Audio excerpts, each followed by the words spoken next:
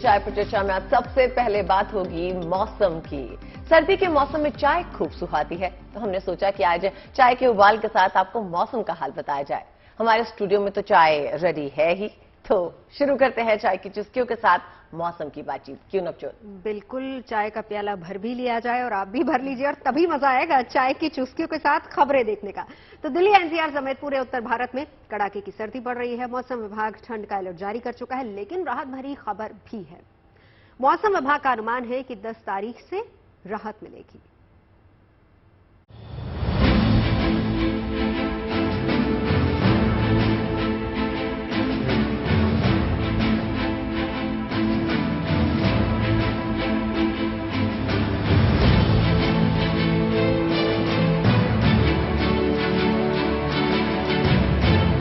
दिल्ली हो, लखनऊ हो, जयपुर हो, जालंधर या फिर काशी, सबका हाल एक जैसा है। ठिठुरन बढ़ रही है और रोजाना दिन का इस्तकबाल कर रही है सर्द कोहरे की मोटी चादर। बेशक पारा गिरा है, लेकिन साथ ही चाय का उबाल लोगों को राहत और सुकून भी तो दे रहा है। इस चाय के उबाल के साथ ये भी समझिए कि इस समय ठंड इतनी ज्यादा है कि हर कोई चाय की चुस्की लेता हुआ नजर आ रहा है। लेकिन ठंड की हालात की अगर बात करें तो इस समय दिल्ली एनसीआर में लगातार पारा नए रिकॉर्ड बनाता हुआ नजर आ रहा है। मौसम विभाग की माने तो अगले 2 दिन यानी कि 9 और 10 जनवरी तक ऐसे ही यथास्थिति हालात रहने वाले हैं और अगले कुछ दिन दिल्ली वालों को इसी तरीके से सर्दियों का सामना करना पड़ेगा। बीते दिनों पारा गिरा है तो दिल्ली वालों का चाय का कोटा भी बढ़ गया है। जगह जगह चाय की टपरी पर रौनक बढ़ने लगी है। सर्द मौसम में कहीं सियासी चकल्लस की गर्मी है तो कहीं रोजमर्रा के किस्से कहानियों की गपशप का रेला है। मैं फिलहाल इस समय फिरोजशाह रोड पर हूं और मेरे साथ तमाम लोग इकट्ठे आपको नजर आ रहे होंगे। सबके हाथ में चाय का कप भी आपको नजर आ रहा होगा। तो पहला सवाल मेरा ये कि आज की सुबह बड़ी सर्द थी और घर से निकले तो कोहरा था और अभी भी मैं देख रहा हूं कि ठंड में आप जो है वो हाथ में चाय लिए हुए हैं। तो ये चाय और सर्दी को कैसे कॉम्बिनेशन को एंजॉय करते हैं? ठंड होती है तो उसमें चाय का ही सहारा होता है कि भाई थोड़ा सा आदमी चाय पी ले तो गर्माहट आ जाती है। चाय सर्दी का एक बहुत अच्छा वो है और सर्दी में चाय ना मिले तो बहुत क्या नाम नहीं होता, क्योंकि लोग वाग जब भी घर में जाएंगे या घर से निकलेंगे चाय सबसे पहले चाहिए। इसीलिए हम भी आए, मैंने कहा चलो चाय पी लेते हैं। मैं देख रहा था कि मैं जब आया तो आप चाय पी रहे थे। सुबह से कितने कप चाय हो गई? सुबह से चौथा कप है सर। 5 बजे उठते उठते कहते हैं चाय बनाओ। घने कोहरे और लो विजिबिलिटी की वजह से दिल्ली एनसीआर की रफ्तार पर असर पड़ा है, लेकिन गुड न्यूज ये है कि अब मौसम में सुधार होगा। मौसम वैज्ञानिकों का दावा है कि 10 तारीख से लोगों को शीतलहर और ठंड से राहत मिलनी शुरू हो जाएगी।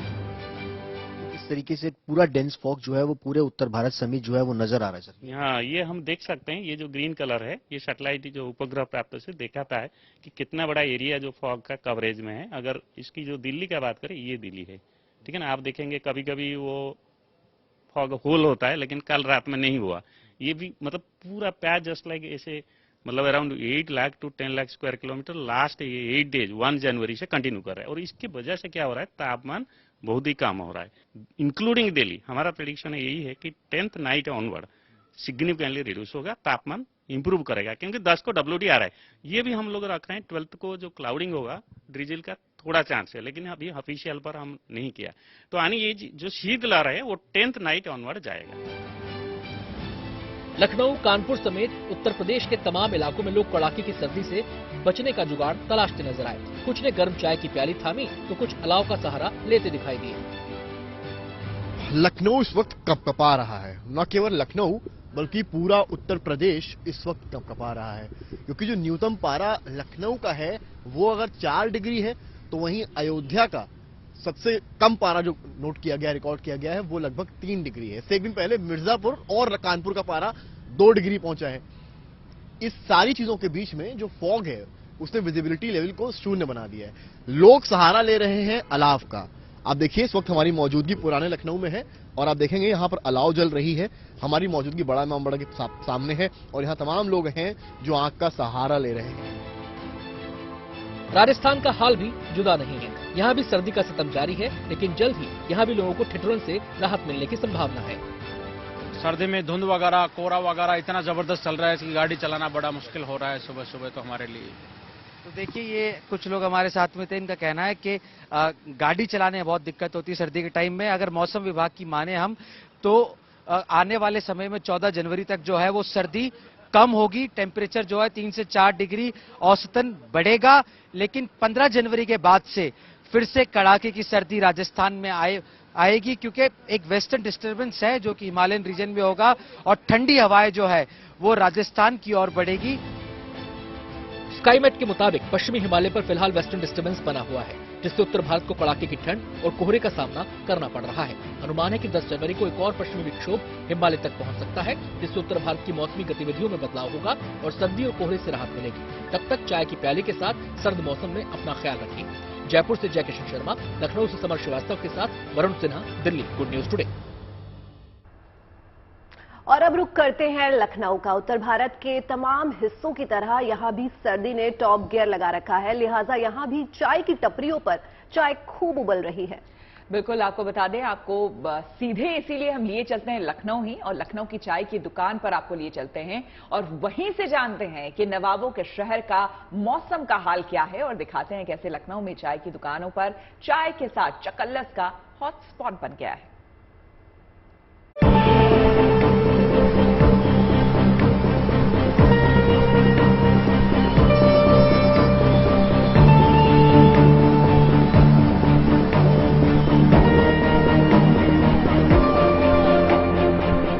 उत्तर प्रदेश में इस वक्त कपकपाती ठंड है, पारा 4 डिग्री तक लुढ़क गया है, तो वहीं अयोध्या में पारा 3 डिग्री है। विजिबिलिटी लखनऊ की 0 हो चली है, जिसके चलते लोग चाय की चुस्की ले रहे हैं और ठंड से बचने के लिए चाय का सहारा। हमारी मौजूदगी शर्मा चाय पर इस वक्त है लखनऊ के, और आप देखें अगर यहां पर तो तमाम लोग आपको नजर आएंगे जो यहां पर चाय की चुस्की लेते हुए नजर आ रहे हैं। ठंड से बचने का एक नायाब तरीका चाय जो पी रहे हैं उनसे भी बात करूंगा, समझूंगा कि आखिर ठंड में कैसे बच रहे हैं। ठंड बहुत पड़ रही है लखनऊ और यूपी में, कैसे बच रहे हैं? ठंड बच रही है, कैप लगा रहे हैं, चाय पी रहे हैं, बाहर निकल कम रहे हैं ताकि ठंड कम लगे, बीमार नहीं पड़ेंगे इस तरह। बस यही सब तरीके। गाड़ी से आए हैं? हाँ, गाड़ी से आए। कोहरा क्योंकि बहुत है, विजिबिलिटी लखनऊ की 0 बताई है मौसम विभाग ने, तो कितना देख पा रहे हैं जब चल? कैंट में थोड़ी दिक्कत होती है, बाकी कोई दिक्कत नहीं होती। नॉर्मली मतलब स्पीड पे चल तो रहे नहीं है।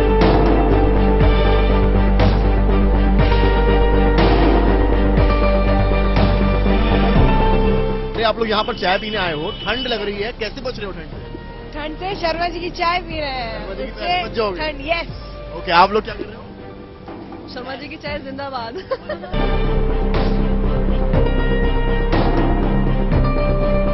और ये देखिए बच्चे भी यहाँ पर तमाम आए हैं। अरे क्या, कौन से स्कूल में आप लोग? कुछ छुट्टी चल रही है आजकल, तो चकल्लस हो रही होगी। तो ठंड नहीं लग रही है? स्कूल बंद हो गया, आप लोग बाहर घूम रहे हैं? हाँ, शर्मा है तो चाय पीने आए। चाय पीने से ठंडी कम होगी? हाँ, इसलिए आए थे। बहुत ठंडी हो रही है, कैसे बच रहे हैं ठंडी से आप लोग? चाय की चुस्की ले रहे हैं? भैया, सबसे पहले चाय की चुस्की से खत्म हो रही है ठंड, ठीक है, वरना तो कपड़ा न रहे तो ठंड खत्म नहीं होने वाली है, ठीक है। तो 2 ही तरीके हैं, तीसरा तरीका है हीटर का, 3 ही तरीके हैं। लेकिन इस ठंड में भी हम लोग खूब टहल रहे हैं अपना बढ़िया से। आप लोग तो चलिए एक्सपीरियंस हैं, ख्याल रखते हैं, यंगस्टर्स देखते होंगे आप ऐसे निकल जाते हैं, एक सलाह क्या है एक बुजुर्ग आदमी? नहीं निकलना चाहिए यंगस्टर को, नहीं निकलना चाहिए, मेरी सलाह है। कल ही मैं एक वीडियो देख रहा था दिल्ली का, बता रहे थे कि इतने बच्चों की तबीयत खराब हो रही है, टी शर्ट पहन के निकल रहे हैं, और कत्ते नहीं निकलना चाहिए इस ठंड में। अपनी बचत करना और अपनी सेहत को, स्वास्थ्य को ठीक रखना, ये सबका कर्तव्य है। बिल्कुल, तो देख सकते हैं एक अच्छा मैसेज भी दिया है, और यहाँ पर जो है हर तरह का आपको दिखाया मैंने, यंगस्टर्स, बच्चे, बूढ़े, बुजुर्ग, महिलाएं, लड़कियां, सभी यहाँ पर आए हैं, चाय की चुस्कियां ले रहे हैं, क्योंकि चाय एक ऐसा साधन है, एक ऐसी चीज है जिससे शायद कुछ हद तक ठंड से बचा जा सकता है। कैमरामैन रोहित के साथ Samar Srivastava, Lucknow, good news today. तो आइए रुक करते हैं हमारे संवाददाता वरुण सिन्हा का, जो हमारे साथ इस वक्त जुड़ गए हैं, जानते हैं उनसे सर्दी का आलम क्या है। वरुण, ये बताइए, वैसे तो आपके हाथ में मुझे चाय दिख रही है, लगता है आप भी सर्दी में चाय का मजा ले रहे हैं, लेकिन साथ में आपसे ये भी जानना चाहेंगे सर्दी का सितम इस वक्त लोगों पे कैसा है?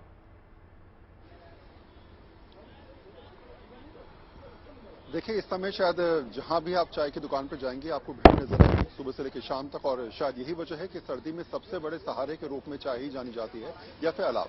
दूसरी बात यह है कि मौसम विभाग ने स्पष्ट तौर पे कहा है कि 9 यानी कि आज का दिन और 10 यानी कल के दिन लगातार सर्दी इसी यथास्थिति बरकरार रहेगी।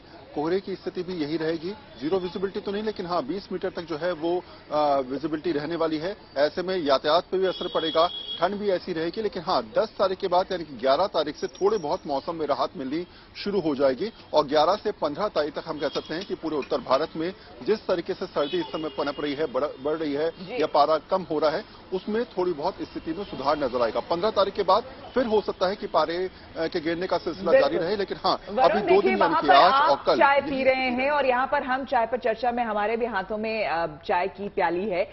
जरा वहां पर जो लोग बैठे हैं उनसे जरा पूछिए, क्योंकि पारा बहुत ज्यादा लुढ़क चुका है, ठंड बहुत ज्यादा है दिल्ली में। ऐसे में वो कैसे अपने ठंड को, दिल्ली की ठंड को बर्दाश्त कर रहे हैं या फिर मिटाने की कोशिश कर रहे हैं?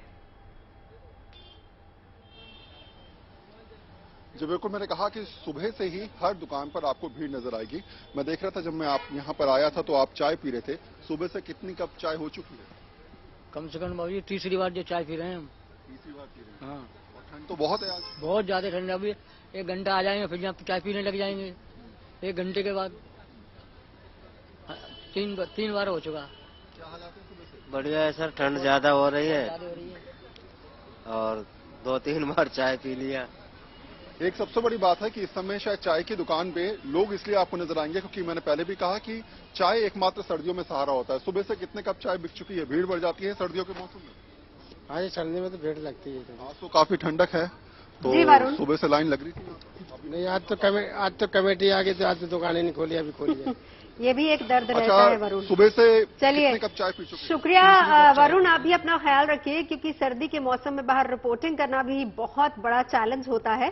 खैर इसमें कोई दो राय नहीं है कि सर्दी कड़ाके की है और बच्चे हों या बड़े, रजाई से निकलने का जाहिर सी बात है किसी का मन नहीं कर रहा होगा। लेकिन लोगों के लिए सर्दी भले ही चुनौती बन गई हो, लेकिन ये गिरता पारा और बढ़ता कोहरा किसानों के लिए गुड न्यूज लाया है। और ये सर्दी और ये कोहरा किसानों को सुकून दे रहा है।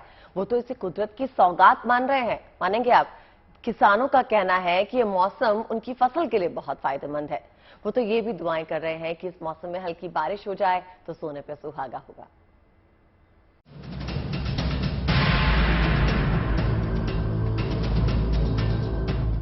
घना कोहरा, अलाव तापते लोग, तस्वीरें बता रही हैं कि सर्दी खूब पड़ रही है। इंसान क्या, इन बेजुबान जानवरों को देखिए, इन्हें भी अलाव का सहारा लेना पड़ रहा है। सर्दी का सामना एक चुनौती तो है, लेकिन ये सर्दी खुशियों का पैगाम भी लाएगी और ये खुशियों का पैगाम है किसानों के लिए। ये तस्वीरें अंबाला की हैं। यहाँ के किसानों का कहना है कि ये ठंड उनके लिए किसी सौगात से कम नहीं। बढ़ती ठंड से यहाँ के किसानों के चेहरों पर रौनक आ गई है। किसान ठंड और पाले को फसलों की पैदावार के लिए फायदेमंद बता रहे हैं। इस ठंड का कणकों के लिए तो ये एक किस्म से सोना बरस रही है और जितनी ज्यादा ठंड होगी उतनी ज्यादा कणक की पैदावार होगी। बाकी थोड़ा सा बारिश भी हो जाए तो और कणक की पैदावार बढ़ जाएगी। तो बाकी ये जो ठंड पड़ी है काफी सालों बाद देखने को मिली है ऐसी। किसानों का कहना है कि कई सालों के बाद इतनी कड़ाके की ठंड पड़ रही है। जितनी ज्यादा ठंड होगी गेहूं की फसल उतनी ही अच्छी होगी। जरा सोचिए, इस कड़ाके की ठंड में बारिश हो जाए तो तापमान और लुढ़केगा। लेकिन किसानों का कहना है कि ठंड के साथ साथ बारिश की फुहारें फसलों के लिए सोने पर सुहागा का काम करेंगी। ठंड पड़ रही है, ये बहुत फसलों के लिए बहुत लाभदायक है। जबकि हमारे को जितनी ज्यादा ठंड पड़ेगी उतनी ज्यादा फायदा होगा। ये काफी लेट पड़ी है, मान ली ठंड लेट आई है पर अभी ज्यादा है, ठीक है, बहुत ज्यादा फसल के लिए। फसल इससे फुटाव ज्यादा करती है, बत्ती ज्यादा है वाले और निकासी भी ज्यादा अच्छी निकलती है। अगर बारिश पड़ जाए तो और भी ज्यादा अच्छी है। दिन ब दिन गिरता पारा लोगों की परेशानी का सबब जरूर है, लेकिन इन परेशानियों के बीच किसानों के चेहरों पर ये सुकून बता रहा है कि ये सर्दी इन्हें खुशियों की सौगात दे रही है। Kamalpreet Sabharwal, Ambala, good news today. देखिए, सर्दी के मौसम में गर्मा गर्म चाय मिल जाए, अगर कोई समस्या है और समाधान हो जाए तो कहने ही क्या। कुछ ऐसा ही हो रहा है झारखंड की राजधानी रांची में। ये पहले शुरू की एक सांसद और विधायक महोदय ने। जी हां, दोनों जनप्रतिनिधि सुबह ही मॉर्निंग वॉक पर आए लोगों की चौपाल लगा लेते हैं। चाय का दौर चलता है और लोग समस्याएं सुनी जाती हैं, लोगों की समस्याएं सुनी जाती हैं और फिर उनके समाधान का रास्ता निकाला जाता है।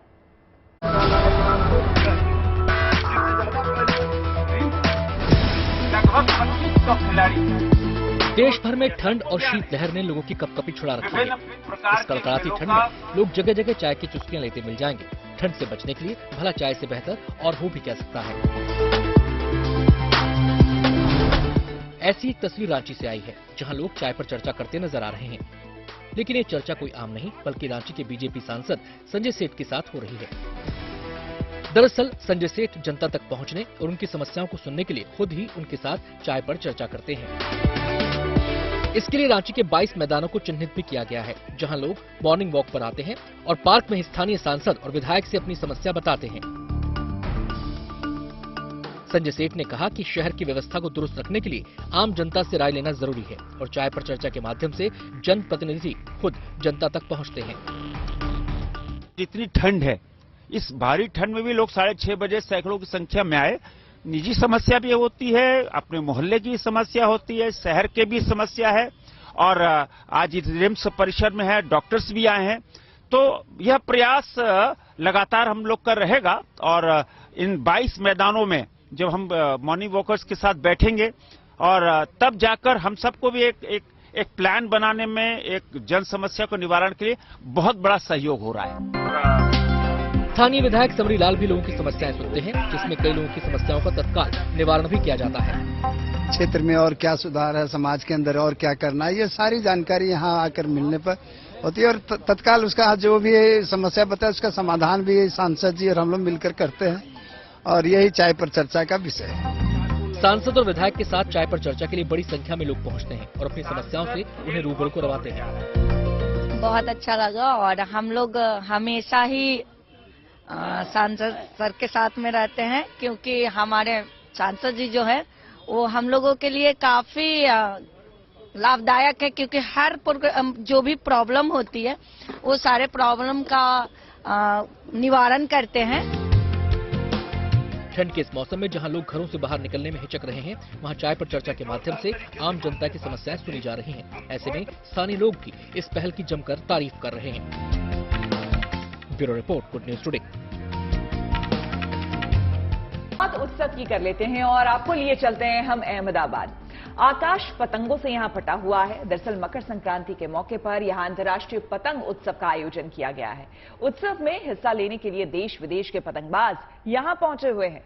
और इस बार के पतंग महोत्सव का थीम G20 है। पूरा आकाश रंग बिरंगी पतंगों से भरा है। अलग अलग थीम्स और साइज की पतंगे यहां आपको मिल सकती हैं।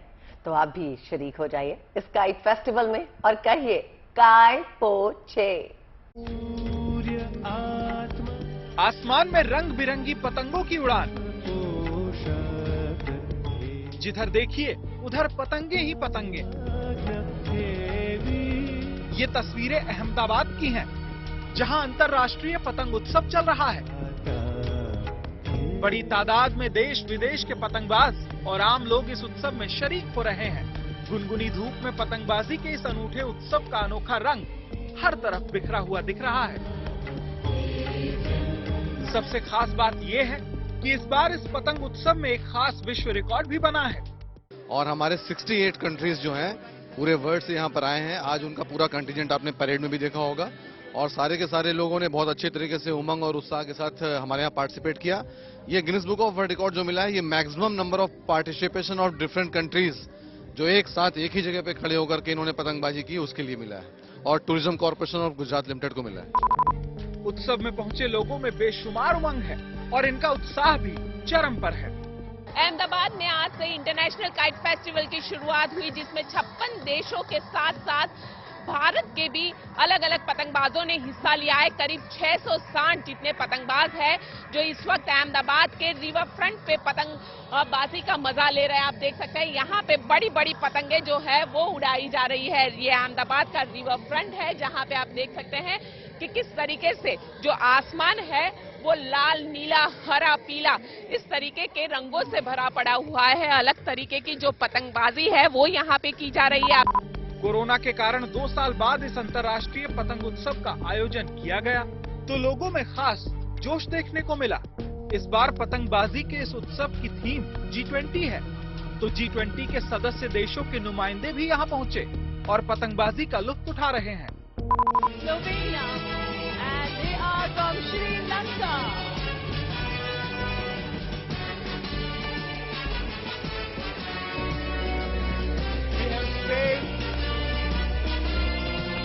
Kite Festival is opportunity to meet people from all the world and to have this Indian audience that is beautiful.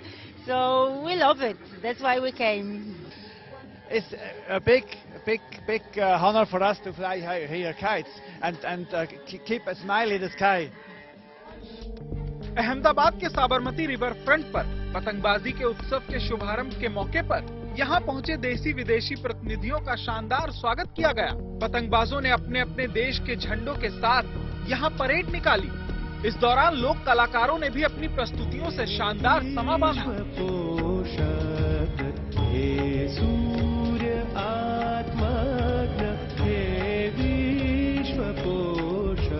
और वैश्विक, राष्ट्रीय और सामाजिक समरसता का अनूठा संदेश दिया। अहमदाबाद में यह पतंगबाजी उत्सव मकर संक्रांति के दिन यानी 14 जनवरी तक चलेगा। इस दरमियान पतंगबाजों को अपने हुनर की नुमाइश का मौका मिलेगा, तो साथ ही साथ देश विदेश के लोगों के लिए एक साथ घुलने मिलने और सांस्कृतिक आदान प्रदान का भी ये शानदार मौका साबित होगा। गोपी Ghangar, Ahmedabad, good news today.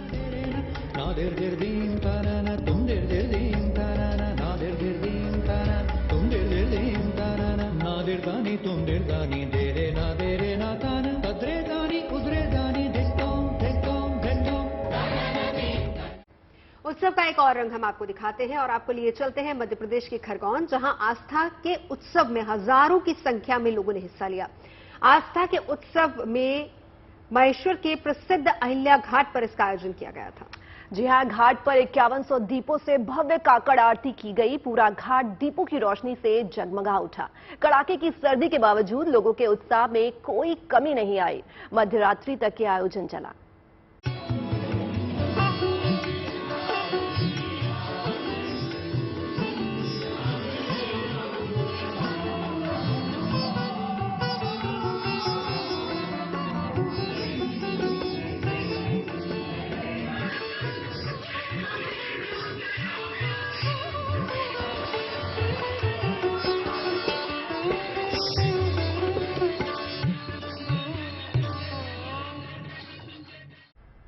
और अब आपको कला के एक अनूठे उत्सव में लिए चलते हैं जिसका आयोजन बेंगलुरु में किया गया। इस उत्सव में देश भर के कलाकार, चित्रकार पहुंचे। कला के इस उत्सव की खासियत यह है कि इसका आयोजन किसी आर्ट गैलरी में नहीं किया गया, बल्कि यहाँ का माहौल मेले जैसा था। बिल्कुल, आपको बता दें कि कला के इस उत्सव का नाम है चित्रा संथे। इस फेस्ट का आयोजन 2 साल बाद हो रहा है। कला के इस अनूठे मेले में कुदरत से लेकर सिनेमा तक कलाकारों ने ढेरों रंग प्रदर्शित किए हैं। कलाकृतियों का ये संसार देखने लायक है।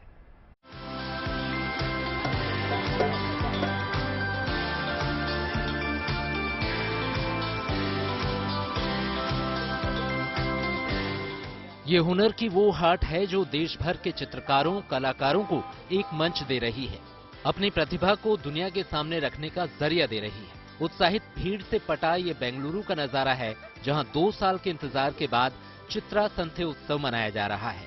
पूरे जोश और उत्साह के साथ देश भर के चित्रकारों और कलाकारों ने आर्ट के इस अनोखे बाजार में अपने हुनर की नुमाइश की। हमने अपना काम यहाँ लगाया है। रिस्पांस तो बहुत अच्छा है। क्या क्या लगाया आपने? हमारा वर्क देखिए ज़्यादा से ज़्यादा 90% चारकोल का वर्क ही है, थोड़ा बहुत पेंटिंग्स है और पोर्ट्रेट में ज़्यादा इंटरेस्टेड है। हमारा काम भी दिखता है आपको पोर्ट्रेट में ही ज़्यादा, और ग्राफिट वर्क भी है और चारकोल वर्क भी है। कला और संस्कृति के रंगों से सराबोर चित्रों के इस बाजार में कुदरत से लेकर सिनेमा तक के रंग बिखरे हुए थे। हर साल नए वर्ष के पहले वीकेंड पर ये उत्सव मनाया जाता है। ये मेला देखकर ऐसे लगता है कि जो लोग बोलते हैं कि हिंदुस्तान में क्या है, कर्नाटक में क्या है, ये उसकी शान लगती है कि जिन लोगों ने देखा नहीं है वो देख के बताएंगे कि हमारे यहाँ क्या धरोहर है, हमारी कितना टैलेंट है।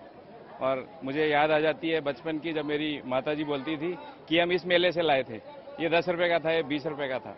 यहाँ 500 रुपए की चीजें 10 रुपए 50 रुपए में भी मिल रही हैं। और इतनी अच्छी चीज़ें मिल रही हैं जो आजकल के मॉल्स और बाकी जगह पे नहीं मिलती। इस बार बेंगलुरु के कुमारा कृपा रोड पर कला का ये अद्भुत बाजार सजा। इससे चित्रकारों और दूसरे कलाकारों के हुनर को तो बढ़ावा मिला ही, लोगों को भी देश की अद्भुत संस्कृति और कला के दर्शन हुए। राज्य सरकार मंगलुरु, हुबली और धारवाड़ जैसे इलाकों में भी ऐसे आयोजन करने पर विचार कर रही है। Bureau report, good news today. और अब आपको उत्सव का विदेशी रंग दिखाते हैं। लिए चलते हैं आपको सीधे कोलंबिया, जहां कार्निवाल में हजारों लोगों ने हिस्सा लिया। संगीत पर थिरके लोगों ने समा बांध दिया। इस दौरान सड़कों पर रंग बिरंगी झांकियां भी निकाली गई। बिल्कुल, कार्निवल के दौरान लोगों का जोश हाई था। कोरोना के कारण लोग ऐसे आयोजनों को तरस गए थे, लेकिन लोगों का जोश देखकर लग रहा था कि वो 2 साल की कसर इस बार पूरी कर लेना चाह रहे हैं।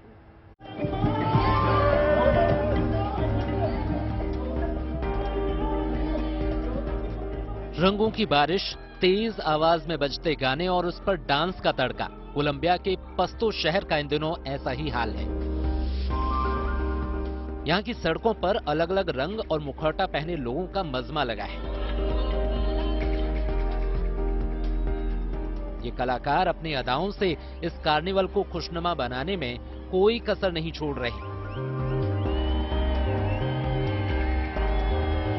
अलग अलग तरीकों से ये कभी हंसाते हैं तो कभी डराते हैं। इनके अलावा एक दूसरे पर रंगों की बौछार भी करते हैं। रंगों की मस्ती से सराबोर ये लोग जमकर थिरकते नजर आए। इस कार्निवल में ड्रैगन की परेड भी हुई। ये अतरंगी ड्रैगन्स की झलक देख लोग खुशी से झूम उठे।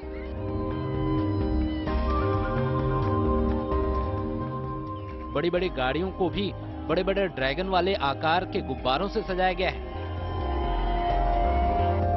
कोलंबिया का ये अतरंगी फेस्टिवल यहाँ के सबसे बड़े कार्निवल्स में से एक है, जहाँ हर साल इसी तरह मस्ती और धमाल होता है। Bureau report, good news today.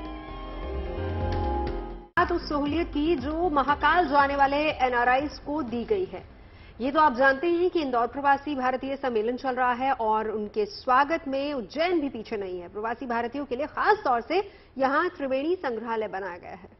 आपको बता दें कि महाकाल के दर्शन में प्रवासियों को कोई दिक्कत ना हो, इसके लिए भी विशेष इंतजाम किए गए हैं। उनके लिए अलग से 1 स्टॉप विंडो बनाई गई है, जिससे उन्हें महाकाल के दर्शन, पूजन और महाकाल कॉरिडोर भ्रमण में सहूलियत होगी। भस्म आरती में उनके लिए सीटें भी रिजर्व की गई हैं।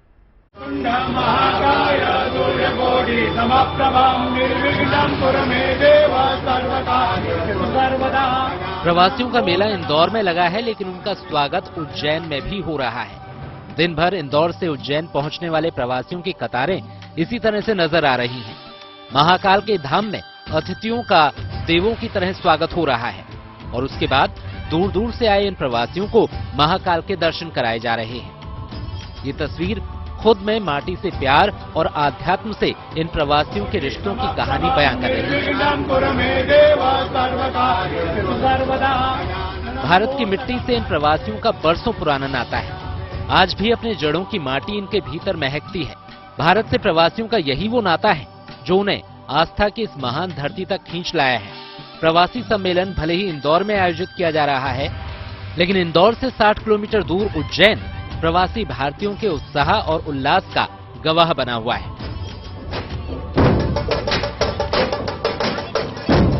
महाकाल लोक और महाकाल मंदिर प्रशासन दिल खोलकर प्रवासियों का स्वागत कर रहा है। यहां आने वाले मेहमानों के लिए खास तौर पर त्रिवेणी संग्रहालय बनाया गया है। प्रवासियों को महाकाल के दर्शन में किसी तरह की दिक्कत ना हो, इसके भी इंतजाम किए गए हैं। मेहमानों को वीडियो के जरिए महाकाल की गाथा सुनाई जा रही है। कॉरिडोर भ्रमण के भी इंतजाम बड़े स्तर पर किए गए हैं। तमाम ऐसे गाइड भी परिसर में मौजूद हैं जो अलग अलग भाषाओं में लोगों को महाकाल की महिमा के बारे में बता रहे हैं।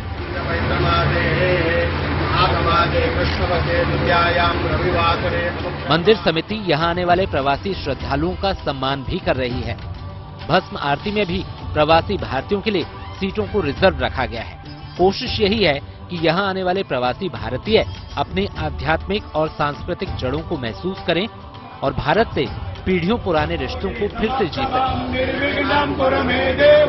Bureau report, good news today, Ujjain.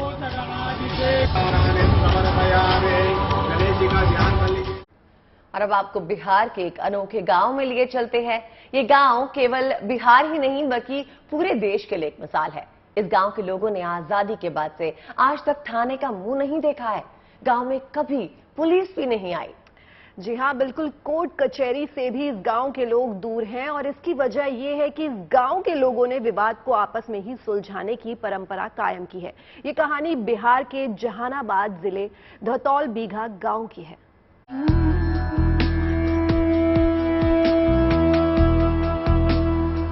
धौतल bigha Jehanabad से करीब 20 किलोमीटर दूर मौजूद इस गांव ने इस जिले को नई पहचान दी है। यूं तो ये गांव आपको देश के किसी भी आम गांव की तरह दिखेगा। कुछ कच्चे, कुछ पक्के मकान, कच्ची सड़कें, सड़कों के किनारे बतियाते लोग और घरों के आगे बंधे मवेशी। लेकिन बाकी गांव की तरह ना तो यहाँ FIR होती है, ना तारीख पड़ती है, ना थाने से कोई वास्ता, ना कोर्ट जाने की जरूरत। अगर कोई मतभेद हुआ तो गांव वाले आपस में ही मसला सुलटा लेते हैं। जहानाबाद जिले के घोसी थाना क्षेत्र का एक गांव है धौताल बिघा। उस गांव में मौजूद हूं। ये गांव की सड़क है। जैसा कि गांव के लोगों ने बताया कि विकास से हम लोग काफी दूर हैं, लेकिन इस विकास के साथ साथ जो दूरी है, लेकिन इस गांव की एक अच्छी खासियत और काफी कहा जाए कि इलाके में शोहरत पा रही है। इसकी क्या वजह है? शोहरत ये है कि इस गांव के लोग आज तक न थाना जानते हैं, न कोर्ट जानते हैं, न FIR जानते हैं क्या होता है। बेशक धौतल बिघा विकास की चमक से दूर है। इस गांव में ना तो कोई स्कूल है, ना पक्की सड़क और ना ही नालियां। लेकिन खुशी इस बात की है कि ये गांव आपसी भाईचारे की अनोखी मिसाल कायम कर चुका है। नहीं कोई लड़ाई झगड़ा के नाम लड़कन बुटू में होवे करता है, तब उसको बाप माँ मिल के, गार्जियन लोग मिल के और अपने से लेट लेते हैं। छोटा मोटा कुछ मामला ऐसा होता भी है तो यहाँ आपस में सुलझ लिया जाता है, थाना तक पहुँचने नहीं दिया जाता है। वो बाबा ये सब कहते रहते हैं कि लड़ाई झगड़ा मत करो, लड़ाई झगड़ा करने से बहुत घाटा होगा। इसीलिए हम लोग को भी मन है कि नहीं, ये सब कुछ नहीं, और छोटे छोटे बच्चे को भी शांत से रखते हैं। कभी नहीं देखे हैं केस मुकदमा, कुछ नहीं यहाँ होता है। धौतल बिघा गांव का ये रिकॉर्ड, गांव वालों की ये सोच यकीनन देश के सामने एक मिसाल है। जहानाबाद से सैयद मुर्शद इमाम के साथ bureau report, good news today. रुक करते हैं मध्य प्रदेश के रायसेन का, जहां एक कारपेंटर ने एक म्यूजियम बनाया है।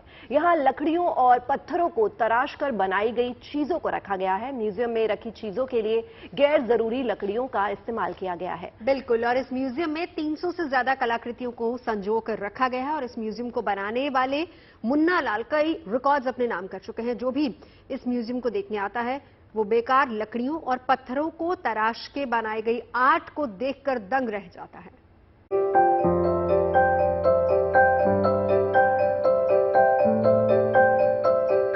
यहाँ दिख रही हर चीज काठ की है। काठ की बैलगाड़ी, काठ का हल, काठ के सांप, काठ का डायनासोर, काठ का ऑक्टोपस, क्या क्या गिनाएं आपको। यहाँ 300 से भी ज्यादा काठ की कलाकृतियां सहेज कर रखी गई हैं। ये तस्वीरें मध्य प्रदेश के रायसेन जिले की हैं और ये जो इमारत आप देख रहे हैं, ये है यहाँ का वुडन म्यूजियम। यहाँ सहेज कर रखी गई हर बेकार लकड़ी को इस कलाकार ने अपने हुनर के दम पर बेमिसाल कलाकृति में तब्दील कर दिया है। काठ की कलाकृतियों का ये अनोखा संग्रह 1-2 साल में नहीं बल्कि 30 सालों की कड़ी मेहनत का नतीजा है।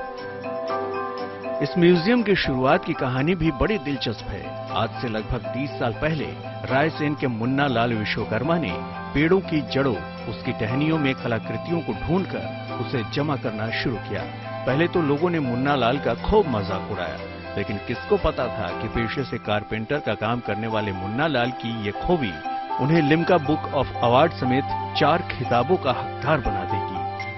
मैं पढ़ा लिखा नहीं हूँ, गांव पे गाय बैल चराता था, तो उस समय भी जो छोटी मोटी लकड़ियां मिलती थी आड़ी टेढ़ी में, उन्हें उठा के भी देखता था, कभी कभी गांव पे ले आता था। तो गांव के लोग भी बताता था कि मैं देखो इसमें सांप दिख रहा है, इसमें चिड़िया दिख रही है, इसमें गणेश दिख रहे हैं, तो लोग हंसते थे कि बच्चा पागल है। जिस म्यूजियम को मुन्ना लाल ने अकेले अपने दम पर खड़ा किया है, आज उसे शोहरत भी मिल रही है और लोगों की तारीफ भी। मुन्नालाल विश्वकर्मा चाहते हैं कि उनकी इस कोशिश को और विस्तार मिले। काठ के इस अनूठे संग्रहालय में मौजूद हर कलाकृति मुन्नालाल के हुनर, मेहनत और लगन की निशानी है। साथ ही ये आकृतियां मध्य प्रदेश की संस्कृति की झलक भी पेश करती हैं। यही वजह है कि जो भी इन्हें देखता है बस निहारता रह जाता है। रायसेन से राजेश रजक के साथ bureau report, good news today. आज की बस एक ही इंस्टा स्टोरी बननी चाहिए, चाय और सर्दी। बिल्कुल। देखिए, हमारी तो हमेशा ये कोशिश रहती है कि हम हर हाल में पॉजिटिव रहें और आपको भी रखें। तो मौसम देखिए, यहाँ तो बहुत सर्द है, लेकिन इसका अपना ही एक अलग मजा है, सो इसे भी एंजॉय कीजिए। जी बिल्कुल, और मौसम का मजा लेने के लिए बहुत से तरीके हैं। एक तो हमारी गर्मा गर्म चाय ही है। वैसे मेरे लिए मौसम अच्छा खाने का बहाना है। हर तरह का खाना आप इस मौसम में खा सकते हैं भाई, तो आप इसे फूडी वेदर कह सकते हैं, है ना? बिल्कुल, और इस मौसम की बेस्ट फ्रेंड है चाय। इसके दीवानों से तो आप मिल ही चुके हैं, तो कल से चाय की चुस्कियों के साथ मौसम का मजा लेंगे। ठीक 4 बजे चाय पे चर्चा में।